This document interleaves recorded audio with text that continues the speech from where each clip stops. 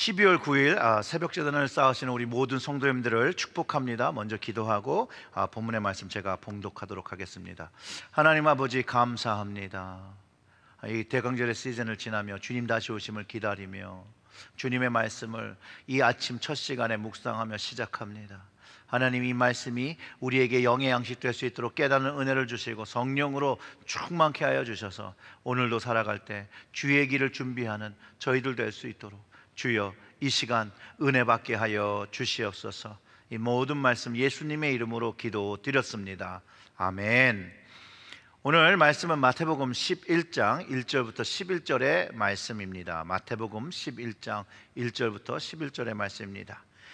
예수께서 12제자에게 명하기를 마치시고 이에 그들의 여러 동네에서 가르치시며 전도하시려고 거기를 떠나 가시느니라.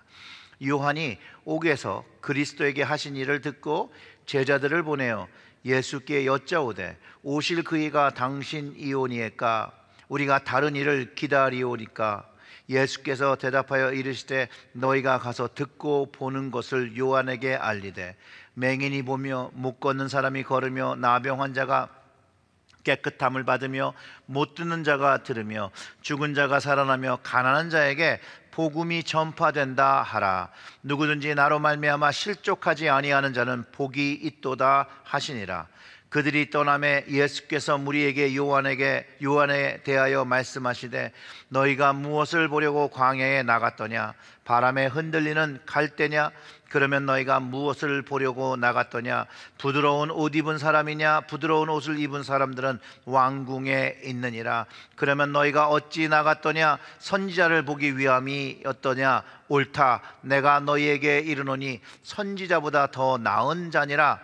기록된 바 보라, 내가 내 사자를 내 앞에 보내노니 그가 내 길을 내 앞에 준비하리라 하신 것이 이 사람에 대한 말씀이니라. 내가 진실로 너에게 말하노니 여자가 낳은 중에 세례 요한보다 큰 이가 일어남이 없도다. 그러나 천국에서는 극히 작은 자라도 그보다 크니라. 아멘. 오늘 말씀은 예수님께서 세례 요한처럼 주님의 길을 잘 준비한 사람이 없다라고 할 정도로 세례 요한은 정말 인생을 바쳐서 주님의 길을 준비한 사람입니다. 세례 요한이 어떤 사람이었는가 하면 헤롯 왕의 동생 그 빌립의 아내 헤로디아를 취한 것에 왕에게 회개를 촉구하고 책명한 결과로 결국은 참수형에 처해지게 됩니다. 그는 정말 대나무같이 고든 성품을 가졌고 그 고든 선지자였습니다. 왕일지라도 굽히지 않은 그 나단과 같은 선지자라고 저는 생각하는데요, 사실상 구약의 마지막 선지자이면서 메시아의 길을 준비하는 사명을 가지고 있고 유대 광야에서 회개의 말씀을 선포하고 세례를 베풀었던 사람입니다. 그의 메시아에 대한 메시지도 자신 뒤에 오시는 이는 성령과 불의 세례를 줄 것이라고 확신했고, 예수님을 만나며 자신 뒤에 오시는 이가 예수님인 것을 확인하며 그리스도이신 그 주님을 세례할 때 성령이 비둘기와 같이 임하는 걸 보며 알았던 것을 알고 있습니다. 그런데 옥에 세례 요한이 갇혀 있는데 다시 예수님에 대해서, 그리스도에 대해서 질문하는 일이 생겼다라는 거예요. 그 2절과 3절에 요한이 옥에서 그리스도께서 하신 일을 듣고 제자들을 보내어 예수께 여짜오되 오실 그이가 당신이오니까 우리가 다른 일을 기다리오리까. 즉 제자를 통해서 자신의 질문에 답을 듣고 싶어 제자들을 보냈던 거죠. 오늘 이 순간 나의 믿음은 의심을 넘어서 주님의 모든 것을 믿고 말씀이 그 주님의 길을 예비하라 하신 사명을 내가 감당하고 있는지 한번 질문해 보기를 원합니다. 우리에게 사명, 이제 주님의 길을 준비하는 사람인 것이 너무나도 분명한 사실이고 성경을 통해서 가르쳐 주는 사실입니다. 세례 요한이 가졌던 그 사명이 우리에게도 있지요. 그런데 세례 요한 같이 우리 역시도 환경이 어려워질 때에 의심을 하기 시작한다는 거죠. 하물며 대쪽 같은 세례 요한도 한 의심이긴 한데요, 우리도 충분히 의심할 수 있고 갈등할 수 있습니다. 우리의 연약함인 것을 성경이 가르쳐주고 있죠. 그러나 의심은 우리의 마음의 질문에 답을 해주지 않는다는 거예요. 세례 요한이 질문한 것처럼 우리가 가지고 있는 질문이 있다면 주님께 질문을 해야 한다는 것이죠. 우리에게 마음에 의심이 들 때 우리는 주님의 말씀을 듣고 행동해야 합니다. 이것이 가장 중요한 것입니다. 그리고 예수님은 세례 요한이 한 질문을 제자들을 통해서 답변해 주십니다. 그것이 4절부터 6절의 말씀이죠. 예수께서 대답하여 이르시되 너희가 가서 듣고 보는 것을 요한에게 알리되 맹인이 보고 못 걷는 사람이 걸으며 나병 환자가 깨끗함을 받으며 못 듣는 자가 들으며 죽은 자가 살아나며 가난한 자에게 복음이 전파된다 하라. 누구든지 나로 말미암아 실족하지 아니하는 자는 복이 있도다 하시니라. 성경 말씀의 성취가 예수님을 통해서 되고 있음을 보고 그걸 그대로 믿으라는 것이에요.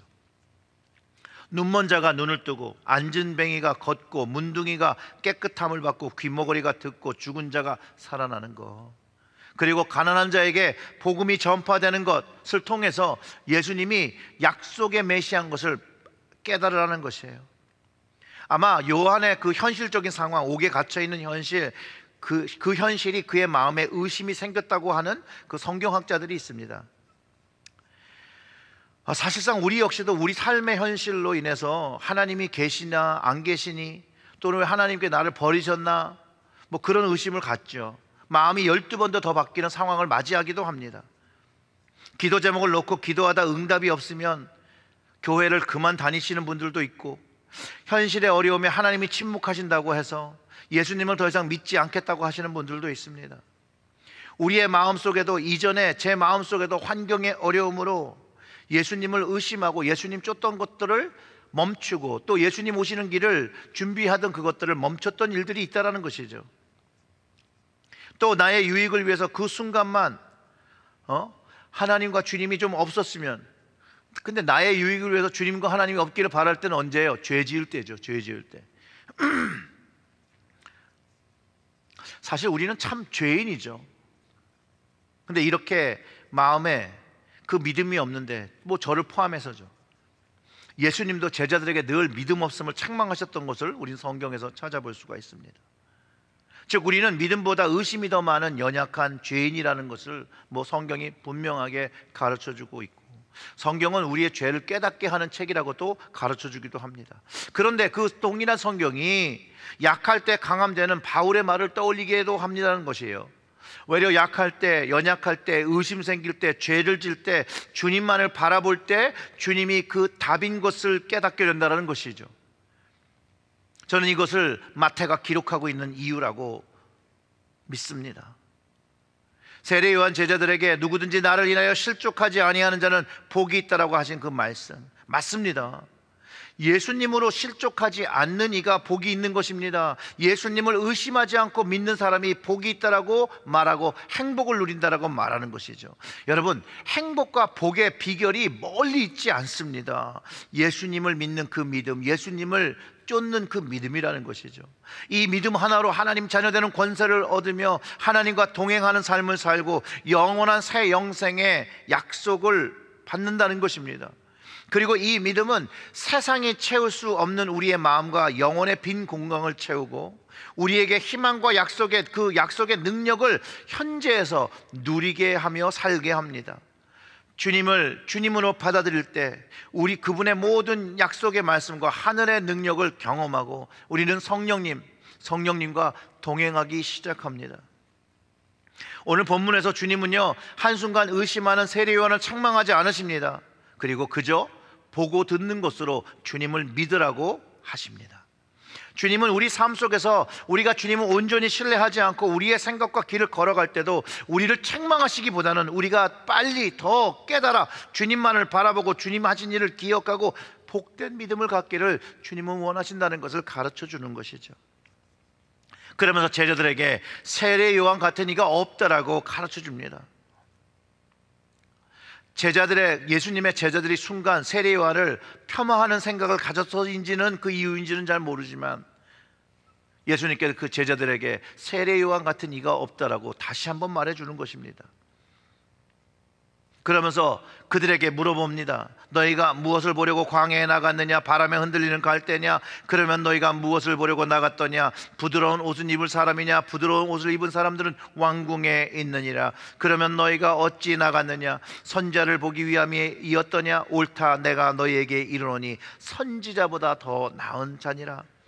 기록된 바 보라, 내가 내 사자를 내 앞에 보내노니 그가 내 길을 내 앞에 준비하리라 하신 것이 이 사람에 대한 말씀이니라. 내가 진실로 너희에게 말하노니 여자가 낳은 자 중에 세례 요한보다 큰 이가 일어남이 없도다. 그러나 천국에서 극히 작은 자라도 그보다 크니라 라고 말씀하시면서 세례 요한은 주님의 길을 준비한 이처럼 큰 사람이 없었다고 말씀하시면서 또 천국에는 지극히 작은 자도 그보다 크다라고 말씀하시면서 제자들에게 도전을 주셨다라는 거예요. 천국은 침노하는 자의 것이라고 말씀하시며 하나님과 주님을 위해 사는 사람, 천국을 사모하며 그 삶은 천국 삶에 맞춰 사는 사람이 천국을 소유하고 살아가고 천국에 살아갈 수 있는 사람이라는 것이에요. 우리는 믿음으로 이 천국을 유업으로 받죠. 이 천국을 위하여 하나님의 말씀을 순종하며 말씀의 열매를 맺으며 주님 다시 오시는 그 길을 준비하며 살아야 됩니다. 다시 오시는 주님을 기다리는 이 대강절을 보내면서 사랑하는 성도 여러분, 주님 오시는 길을 준비하여 천국에 거하는 이가 되어 하나님의 기쁜 백성으로 살아가시는 여러분들 되시기를 주님의 이름으로 축원합니다. 아멘. 기도하겠습니다. 하나님 아버지, 감사합니다. 이 대강절에 주시는 말씀으로 우리 주님 오시는 길을 준비하는 이들이 되게 하여 주시옵소서. 마음의 그 의심을 버리고 오직 주님께서 나를 위하여 하신 그 일을 보고 들음으로, 또 성경에서 말씀하신 그 말씀을 신뢰함으로 묵묵히 주님 오시는 길을 준비하는 저희들이 되게 하여 주시옵소서. 하나님, 우리가 세상에서 살아갈 때 세상 사람과 섞여 닮아가는 것이 아니라 세상에 살아가지만 주님을 닮아 거룩한 자녀와 거룩한 백성이 되어 다시 오시는 주님의 그 길, 그 왕의 길을 준비하는 저희들 될 수 있도록 하나님 성령으로 주장하시고 오늘 이 하루도 하나님의 말씀으로 살아갈 수 있도록 저희들을 도우시고 저희들을 이끌어 주시옵소서. 이 모든 말씀 우리 구주 예수님의 이름으로 기도드렸습니다. 아멘.